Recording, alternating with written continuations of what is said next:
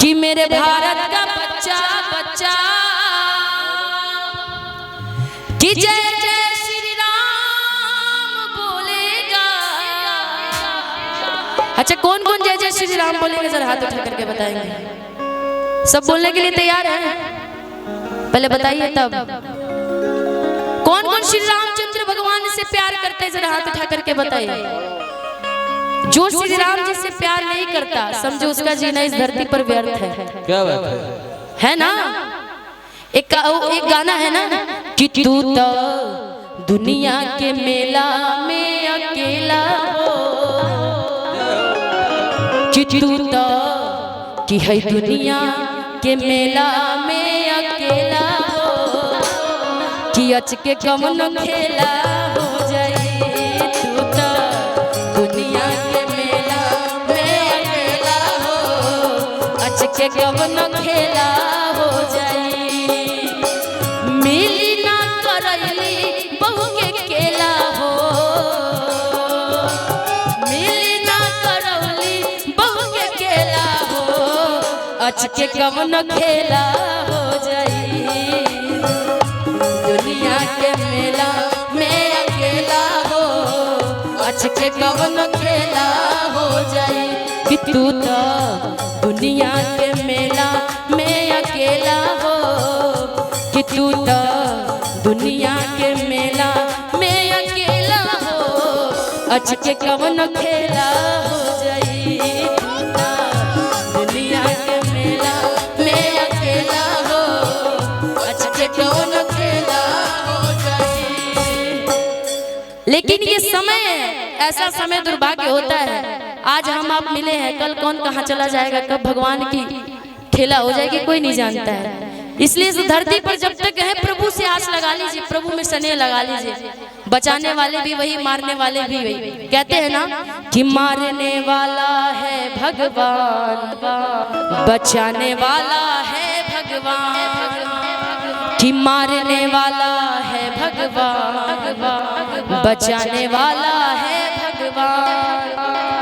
कि जो भी धरती पर आए हैं, कि जो भी धरती पर आए हैं, कि सबका रक्षक है भगवान, कि मारने वाला है भगवान, बचाने वाला है भगवान, मारने वाला है भगवान, बचाने वाला है भगवान, मारने वाला है भगवान, बचाने वाला है भगवान, मारने वाला है भगवान, बचाने वाला है भगवान।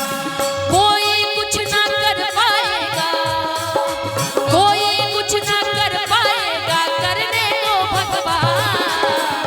मारने वाला है भगवान, बचाने वाला है भगवान, मारने वाला है भगवान, बचाने वाला है भगवान। मंगल भवन अमंगल हारी, द्रवहु सुदशरथ अजिर बिहारी। राम सिया राम जय जय राम, राम सिया राम जय जय राम। मंगल भवन अमंगल हारी, द्रवहु सुदशरथ अजिर बिहारी।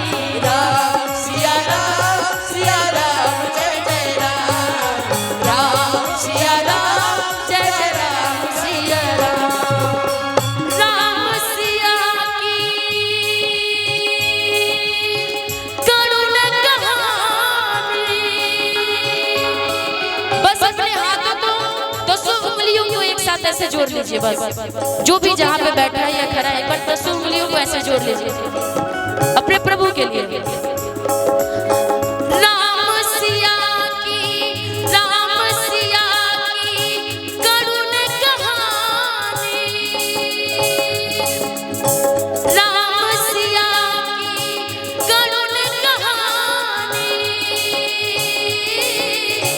एक है चंदन एक है पानी, राम सिया राम जय जय राम, राम सिया राम जय जय राम। मंगल भवन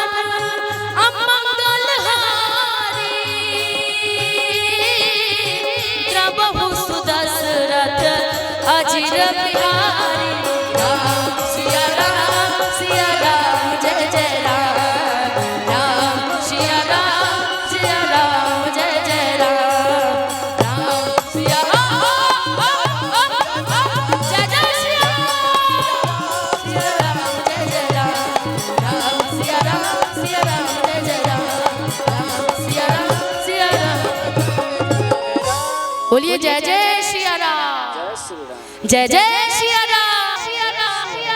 कोई त्रुटि हो तो क्षमा चाहूंगी, लेकिन मुझे जैसा कि मैंने पहले ही बोला कि मुझे भजनों से वाकई बहुत ज्यादा लगाव है।